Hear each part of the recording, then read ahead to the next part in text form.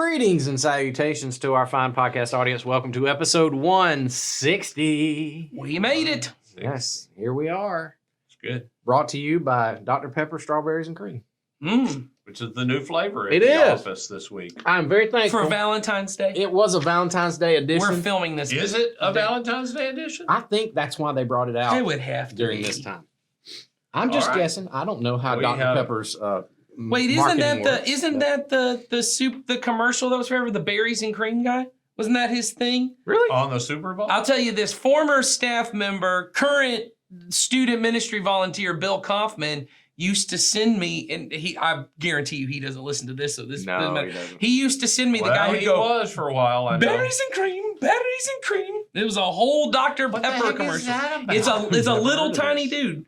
Producer Sawyer, do you know what I'm talking about? Nope. Oh, Okay, are I'm you the only talking person. about the guy who sings on the Little Sweet? guy? Lil Sweet, Lil Sweet. and I think he has a song that's like berries and cream. Really? Someone who listens to this, email into the podcast and vindicate The me. fact that Bill knows that shocks me. Me too. No, the Lil Sweet guy. Yeah. Oh man, he would send me those commercials. He loved Lil Sweet. He was like, What? "You should do something with this with the students." What? I don't know what, but Bill loved it. He can. Wow. He can. That does not Nah, seem it's- Kaufman-like it to Oh, doesn't. me. he loved it. Let me see. He would love the fact that we're talking about him. I'll right tell you now. this much. I'll tell you Google that. loves the fact that we're talking about it because the moment I typed in doctor, it Mhm. pulled up Dr. Pepper strawberries and cream. It's listening. It knew what we wanted. It's fantastic, by the way. If you haven't tried it, it's a very good drink. So Okay, I'm thinking of two different things. There was a Dr. Pepper berries and cream, but it got discontinued. uh-oh. They decided strawberries. I guess. So it's all marketing. That's what it means. Okay. So we're not here to talk about soft drinks. Okay. We're here to talk about sin and That's disease. it for us. We'll see you guys next week. We're here to talk about sin and disease. Another episode in the can. The great, these great topics that we are given. I'm not Sin criticizing. And disease. and disease. I'm not criticizing our question askers. No. They're amazing. They keep us talking.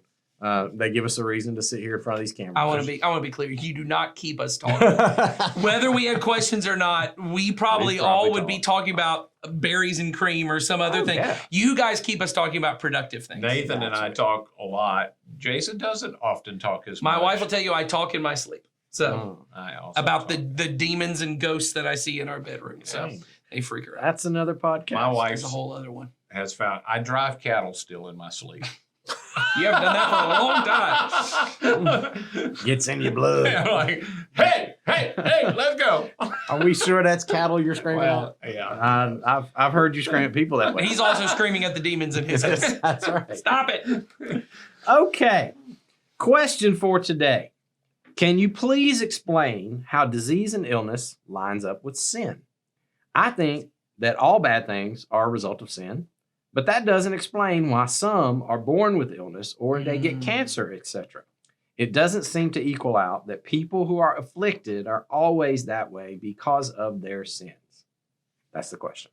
Well, I think you have answered your own. I know. I Yes. think you've answered yourself. But we'll And talk Jesus anyway. directly answers the very final He question does. about whether people receive individual illnesses Mhm. because of their or someone else's, Yes. their parents' sin. If maybe a more succinct way to say it is illness a direct consequence of sin? And Jesus says, no, it is not.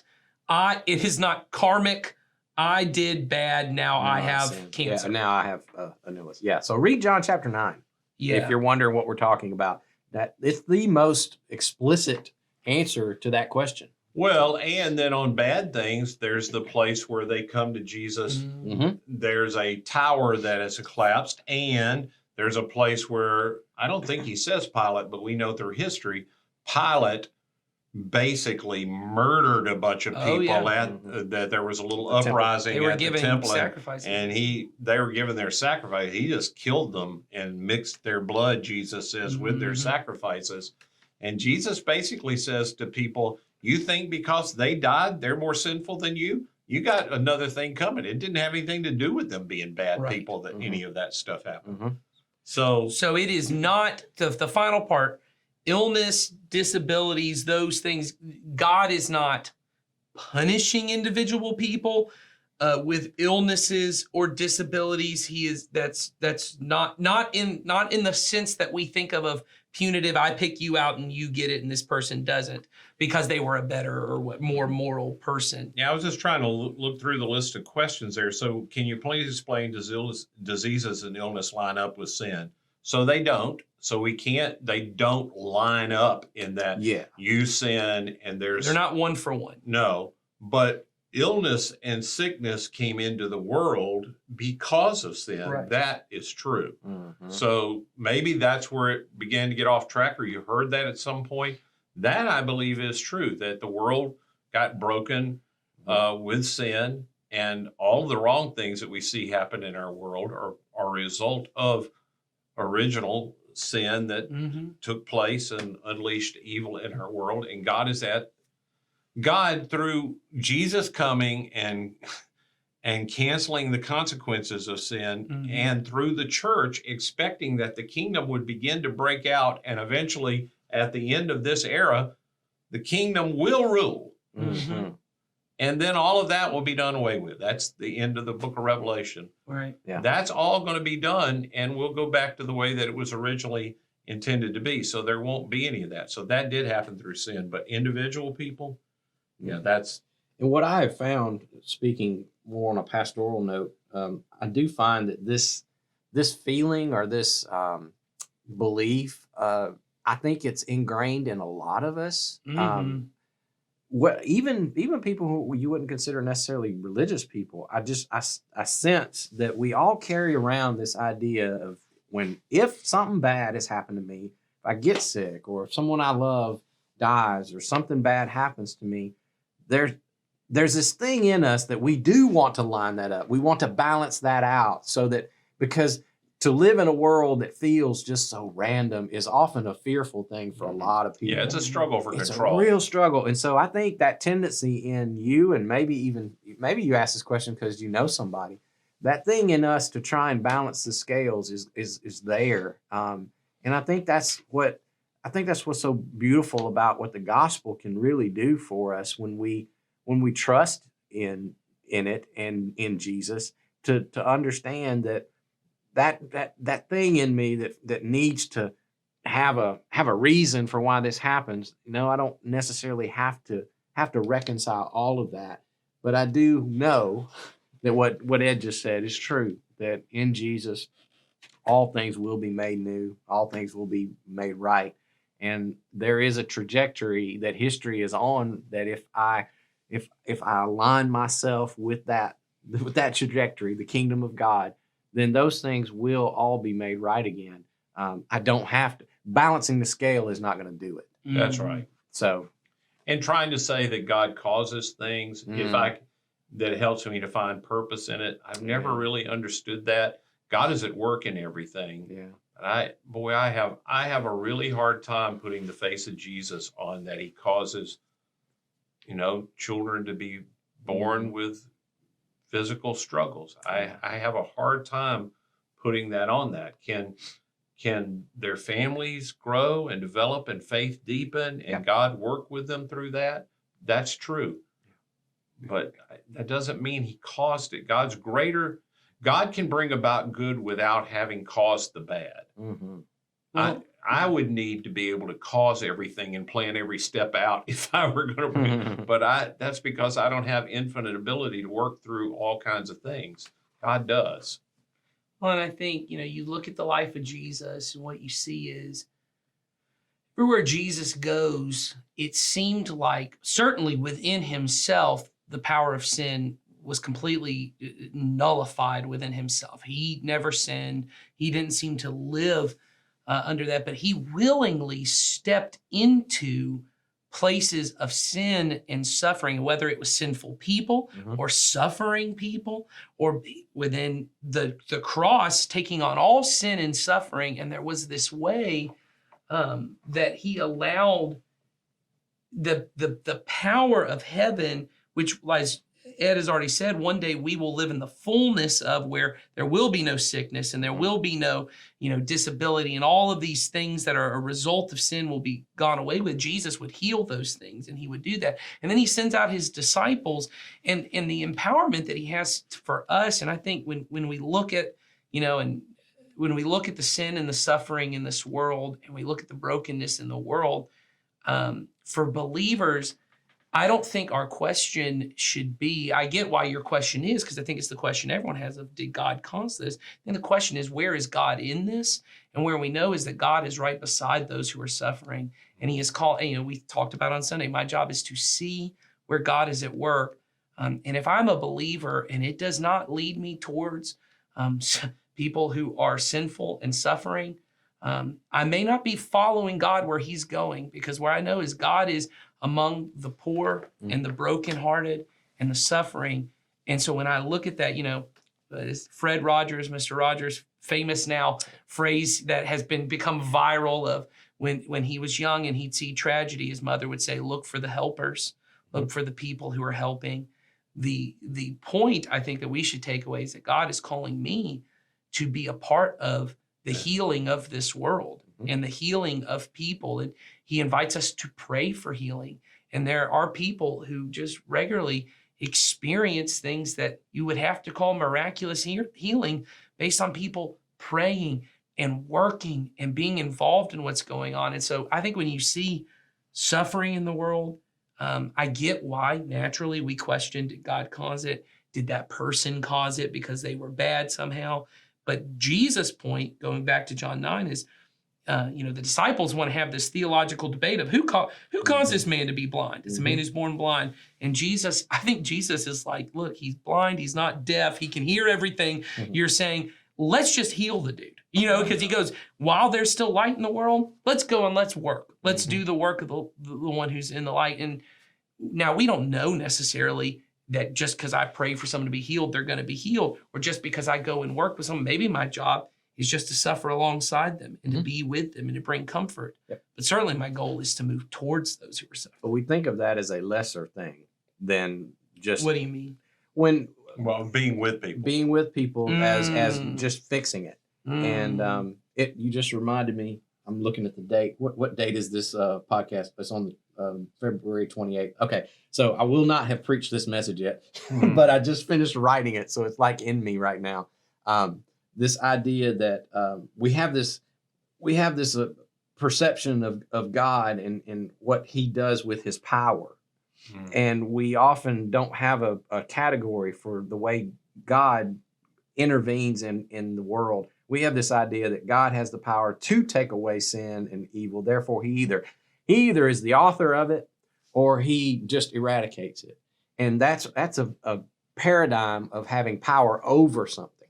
And I'm going to be talking in a few weeks about the power of God is a power under. It is a power that comes along, and it's slow and it works over the long term. It's not in the way that Jesus and his kingdom is breaking forth in this world. We often see that as a lesser thing than just coming over and just being done with it. Right. And fixing all things instantly. Jesus showed us pictures of that through his miracles. But back to your favorite phrase, the slow patient ferment of the kingdom. Patient ferment of the early church. The patient ferment of the kingdom that works its way throughout history is a power that just comes underneath and begins to change things in a slow and honestly doing it through his church, through people. We talk about God partnering with us to bring the kingdom into the world. That is not any way that any person would ever have done it. Oh, no. We would never think of that. We would just say, well, okay, God's goal is to want to fix this world to be whole and bring shalom, as we talk about, to this world. Well, fix it. Just do it. You got the power, do it. And God's like, well, love does differently. Yeah, that's right. I love these creatures that I made, and I want to partner through them. And then we also know that any other way of fixing the sin problem in our world would actually cause more resistance, because when you exercise power over something, there's always going to be pushback and there's war. But the only way to win people's hearts and to win this world back to the state that God wants it to be in is to exercise that power underneath. And so I think what we feel when we ask questions like this is often that conflict internally on us is if God is this like this, then he would be like this. Right. And he would do it this way. He would either be the author of this or he would fix it. And I don't think that's a proper way to see God and his power. And don't you think, I just think about for people, I don't know who you are or why you have this question, but I know those of us who do ministry, we end up seeing a lot of people in a lot of suffering, and a lot of suffering that was caused by them, and a lot of suffering that was not caused by them. Yep. Someone else's sin put on them. And what I mean by that, just to clarify in the sake of this, someone made bad choices and it hurt this person directly, abuse or trauma or neglect or something like that, or just horrific circumstances out of anyone's control. And I've had people ask before, how do you do that? How do you deal with that? And does it affect your faith in a negative way? And the truth is, for me, it has only ever affected my faith in a positive way, because I get to be a part of God's healing process in the world. And I don't mean that I have fixed this person's problem or any of that. Sometimes I will say that I have prayed for people and I've worked with people and I have seen things happen in that person's life that could not be explained. It could only be God at work in their lives. And the way I heard, as all good preachers do, I heard another preacher use a similar illustration. So now I've taken it and it's mine. Yep. And the one that I use is, he said, Jesus is both the sample of the kingdom and the substance of the kingdom. And what he says is the substance of the kingdom is the fullness of God's healing that all of us will experience when we are fully with Jesus. But there were these times, and he talked about the story of John 11, where he goes to raise Lazarus from the dead. And he says, I am the resurrection of the life. And what he's saying is I am the full substance of everything you have ever believed. And there is a full resurrection and life coming. He says, but he doesn't leave Mary and Martha there. He goes, I want to give you a picture of it. And the example he used was, he said, so I'll use this in my case, I love to bake. And my girls have started to love to bake with me because they know if I go and I do the work with Daddy of baking, there's going to come a point before he puts that cake in the oven where I get to dip my finger in and I get to taste the batter. And sometimes that's the best part.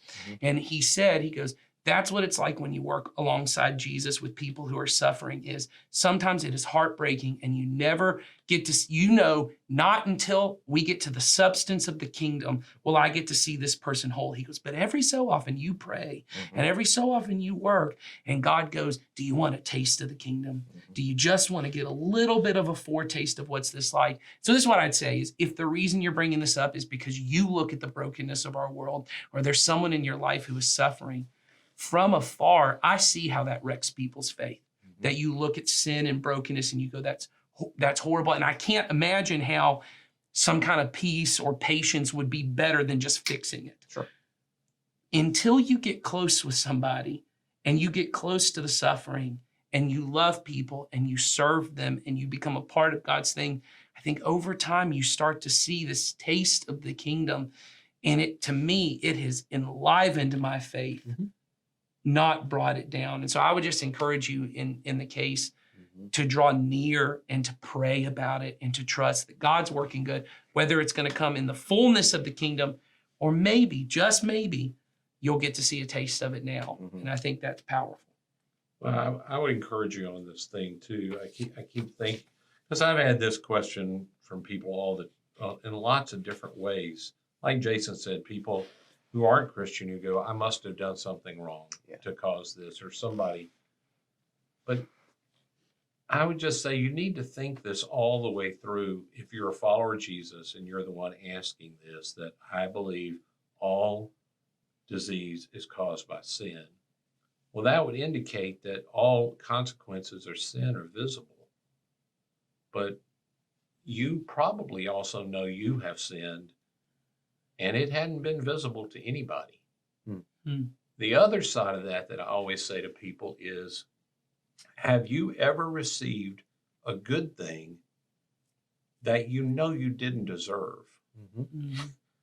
And most people, if they're honest, realize I had this conversation with a group of guys the other day. I said, one of the biggest blessings I've received in my life is that I got born in the United States. Yep. And I played zero part in that. Mhm. I didn't decide to get born. I don't even know how a person would do that. Mhm. I didn't get to decide who would bear me, but my standard of living was significantly higher the moment I was born than people who are smarter than me, who work harder than me, who got born in a different country. Mm.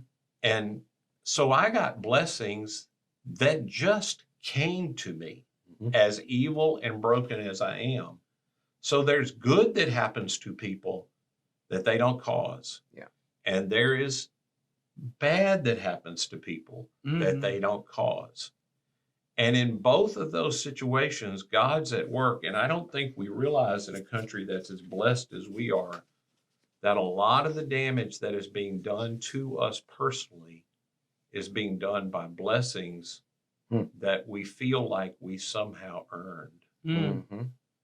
And it's corroding us. Yes. And the consequences of that are largely hidden until they suddenly become visible to you. Hmm. And it's often through things like you allowed that to become more important than relationships in your life. And you, Mm. Yep. you know, Yeah. You know what I'm saying? Mhm. So it's a logical fallacy, and I know I get caught up into that more than other people of those kind of things. People, when they're hurting, go, well, this, and it's not always personal. It's No. just, it often is a struggle for control. I see people suffering, and I figure they must have done something that caused that because I'm fearful that that might happen to me. But so Yep. I'm trying to be really good. I'm trying to be Uh-huh. really good That's right. so that I can control whether anything bad happens to me. Yeah. But ultimately, like fish are meant to live in water, human beings are meant to live by faith. And everybody does. It's just what you put your faith in. I either put my faith in myself and the ability to control the outcomes of my life, which ultimately will fail you, or you put your faith in the one who created you, who won't fail you Mm. in the good or bad or life. But a fish can't live out of water, and there are no human beings that are not currently operating their life on faith in something. Hmm. That's just the truth. That's right. No, that's not the question you asked, but that's where my That's where it took us. frazzled little mind That's took where me. it took us. So that's good. All right. So I hope that helps. Whether it's you who is struggling through this personally, or if maybe you're struggling to know what to say to people. I come across a lot of folks that's the big thing. I see something bad going on with somebody and I want to help them give a reason. And often we go to that balancing thing, and it's hard to just say, you know what? I don't really know why that Yeah, the happened. best thing It's to okay say to say I don't anybody- know. If you're not suffering, the best thing to say to a person suffering is, "I'm so sorry. That's right. I'm here with you. I'm with you. I'm That's right. with you." There isn't much else that's of any value to anybody. I was just having this conversation with my wife, who she was having lunch with a friend who has just gone through the worst tragedy you can imagine a family having to go through. They have lost a child, and she was, she says, "Pray for me. I don't know what to say," and I said, "That's okay, because you don't need to say anything. Mhm. You just need to say, 'I'm sorry and I'm here.'" And I said, "And just listen." And That's right. and we need to be reminded of that. And she knew that before she even asked me, but we feel that need. We want to fix it. We want to take away the pain, and you can't. The best you can do in that moment is feel it with them as best as you can. And And if you're God the one willing. that's are suffering and you're Mhm. trying to figure out what you did to cause it, I think I can say, well, I don't know the circumstances. There may be some mistake you made that caused a part of your Maybe. suffering. That may be very well true. But it wasn't because God decided to punish you. There That's are decisions we make that have natural consequences to them. sin is its own punishment. Yeah, that's right. It, So it carries with it Mhm. the consequence. don't spend your life in the middle of your suffering trying to figure out what God is doing to punish you. Try to figure out how you can just trust Him in the middle of it. And you will grow better doing that than trying to figure out, if I get this cleaned all up, God will fix it miraculously. Yep. That's not the best solution to this problem. Okay. All right. Well, that'll do it for this week. Come back next week. We have another twofer. We have two questions we're going to answer. One is a very quick one, but the other one, we're going to get off in the weeds on this one. Like I that hadn't guarantee you. So This will be fun. It's a little bit about what we talked about. What does God know? What does He make happen? And all of that. A lot of people want to know that stuff. So we'll get into that again next week. All right. Have a great one, guys. See you next time.